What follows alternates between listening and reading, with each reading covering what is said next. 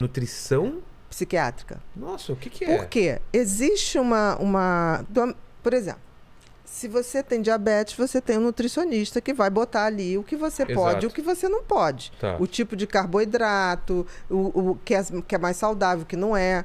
Por exemplo, diabetes não pode comer manga. Porque as pessoas falam, ai, fruta. Fruta tem açúcar à beça, frutose. Exatamente. Então tem gente que fala assim, eu não boto açúcar no cafezinho, mas aí come o abacaxi inteiro, entendeu? E não sabe porque fica diabético. Na mesma maneira, o funcionamento... Você tem alimentação que favorece o coração. Exato. E o cérebro também. E durante muito tempo a gente negligenciou nisso. Então, por exemplo, tudo que faz bem para o coração faz bem para o cérebro. Por quê? Porque o cérebro precisa de vascularização. Tá. O cérebro consome 1/5 de tudo que a gente come. Transforma em glicose. 1/5? Se ele não estiver pensando muito. Nossa. Se ele estiver no hiperfoco, 2/5. Tá? Então, ele tem um gasto energético imenso. Então, a gente precisa de coisas que façam o cérebro ter uma circulação. Então, tudo que faz bem. Ao mesmo tempo, existem doenças que a gente sabe que precisam de determinados nutrientes. Por exemplo, deprimido. O deprimido tem que ter vitamina D acima da média. Porque a vitamina D é fundamental para a produção de serotonina. Que vem do sol. Não, melatonina. Não, a D. A D vem do sol. Mas, por exemplo... Tomar sol é bom. Mais ou menos. Ah, não é? Por quê? Para você ter a tua dose diária de vitamina D, que seria mais ou menos 10.000 unidades, você teria que tomar sol, tá? Pelado ou pelada durante 10 minutos, entre 10 e 11 horas.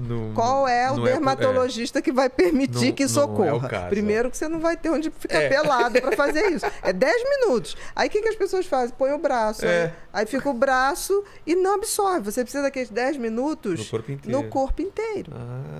Entendeu? Então, assim, tem gente que fala assim, mas a minha vitamina D tá normal. Sim, mas para produzir serotonina uma pessoa que tem menos, eu preciso de mais. Então, eu preciso de níveis entre 40 e 50. Quando você vai vir ali no laboratório, que o nível é acima de 29, de 28. Para o deprimido é pouco. Para a tua imunidade é pouco. Entendeu? Por exemplo, L-triptofano. L-triptofano é o aminoácido que faz... Imagina que a serotonina, que é um antidepressivo natural, que atua na qualidade dos pensamentos. Tá. Quem tem serotonina baixa tem pensamentos intrusivos, obsessivos e negativos. Muito. Então, o que acontece? Imagina que a serotonina é uma parede. O tijolo que faz essa parede chama L-triptofano. E o cimento que cola isso é magnésio, é zinco. Então, para eu fazer isso, eu preciso dessas substâncias. Entendi. Aí você fala, se você é deprimido, você tem tendência a ter menos esses elementos. E outra coisa, deprimido não pode ter intestino preso. De jeito nenhum. Porque a maioria onde se produz serotonina? Cérebro e intestino. No intestino se produz mais serotonina e dopamina do que no cérebro. Cara, e tem neurônio Tem, no intestino? Quando eu descobri isso, eu achei incrível. O intestino é o segundo cérebro. Literalmente. O Hélio Póvoa, o cara que trouxe esse conceito de ortomolecular para o Brasil, o livro dele da década de 80, eu me lembro que eu li esse livro, o segundo cérebro, o intestino. Nossa. Não precisa nada. Qual o termo que se usava antigamente para falar que a pessoa estava com o intestino preso? Fulano está enfesado. Retenção de fezes. Exato. Então, por exemplo, quando chega um paciente, eu falo, não tem como o intestino não funcionar. Porque tem gente, principalmente mulher, que chega e fala assim, como é seu intestino? Não vou ao banheiro. É razoável. Eu falo, não, mas o que é razoável? Você vai ao banheiro todo dia? Não, uma vez por semana. Eu falei, isso é péssimo. Tem gente. Nossa, gente, uma vez por semana? Vocês não têm noção do índice de intestino preso. Primeiro que intestino preso é o que predispõe câncer de intestino. Nossa. Quem tem intestino preso vai ter câncer de intestino. Caramba, uma vez por semana. Eu falo assim, tem que ir todo dia. A gente vai ter que usar fibra? Vai. A gente vai ter que usar azeite. Tomar uma colher de azeite. Que, por sinal, o azeite faz bem para o intestino funcionar e para a produção de dopamina e de serotonina. E faz também para a circulação sanguínea. Olha só. Então, tem gente que fala, ai, mas eu não tomo azeite. Eu falei, então, toma óleo de rícino. Vamos pro azeite, então. Então, vamos pro azeite, né? Então, assim, isso que ela está falando é fundamental. Nossa, que e isso vai ter que ser uma coisa que vai ter que sair com a prescrição, porque não adianta você dar o remédio, porque se o intestino está preso, além de não produzir, por que não produz? Porque o intestino preso, as fezes retidas, elas se ficam ali mais tempo, elas inflamam a mucosa do intestino. A mucosa do intestino é onde é produzida essas substâncias. Então você tem um processo inflamatório. Entendi. Não produz.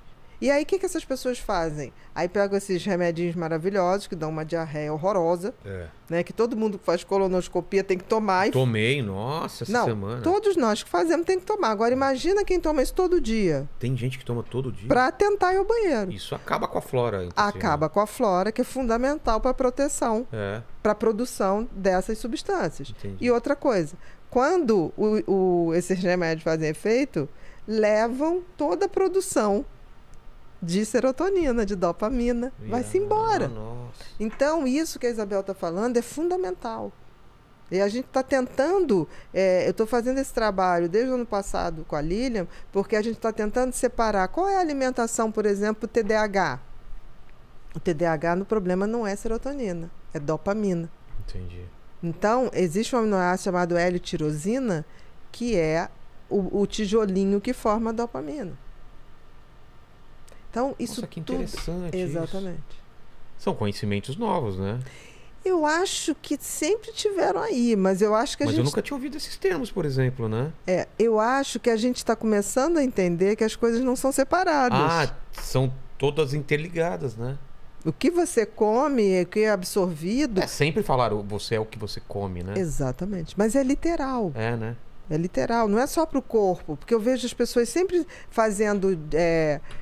alimentações específicas, porque eu tenho que aumentar minha massa muscular, porque eu não sei o quê. As pessoas não se tocam que está tudo interligado. Até a parte emocional, a parte psicológica, nossa.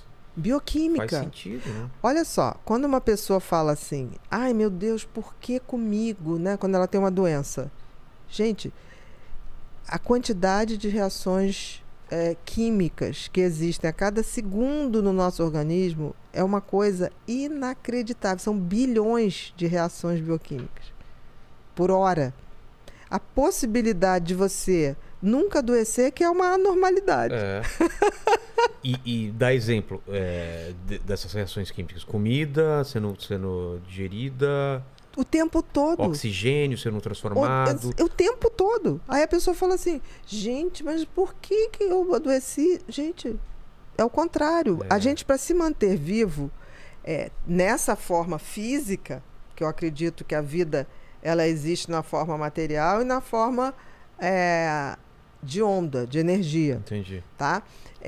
Nessa forma que a gente conhece, é o contrário da lógica. Porque você ter uma matéria... Dá um trabalho para manter isso aqui inacreditável. É a tal da entropia, né? Exatamente. As coisas tendem a decair ao caos e não a... Exatamente.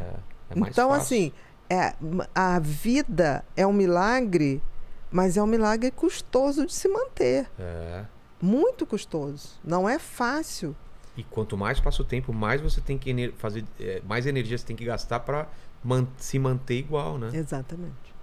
Então, assim, não sei se é assustador, ao mesmo tempo é muito legal, porque assim, quando você consegue ir envelhecendo com saúde, cara, você dá uma sensação tipo assim, eu estou agradecendo a essa mágica que acontece, estou sabendo levar esse presente que foi me dado, sabe, com carinho. Você começa a entender que a vida foi te dada, mas você, no fundo, você vai ser teu pai e tua mãe. Te cuidar disso aí. Você pode ajudar a cuidar do teu filho, mas você vai ter que ser pai e mãe de você também.